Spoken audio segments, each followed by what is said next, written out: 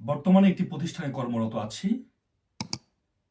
Recommendation letter নেওয়ার ক্ষেত্রে একটি বা দুইটি রিকমেন্ডেশন লেটার কর্মস্থলের সুপারভাইজার বা নিয়োগকর্তার কাছ থেকে কি নেওয়া যাবে?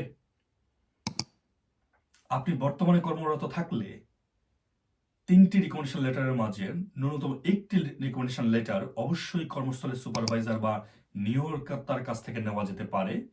তবে এটি নির্ভর করছে বিশ্ববিদ্যালয় কিংবা স্কলারশিপ প্রদানকারী সংস্থা কিভাবে রিকমেন্ডেশন আবেদন চাচ্ছে সে বিষয়ের উপর।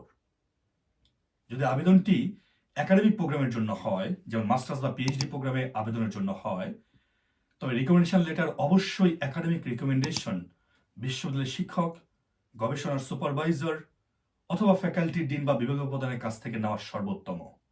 তবে কর্মস্থলের আপনার কাজ গবেষণা কিংবা উচ্চশিক্ষার সাথে যদি সম্পৃক্ত হয়, তাহলে অবশ্যই কর্মস্থলের একজন সুপারভাইজার কিংবা ম্যানেজারের কাছ থেকে রেকমেন্ডেশন লেটার নেওয়া গ্রহণযোগ্য হতে পারে।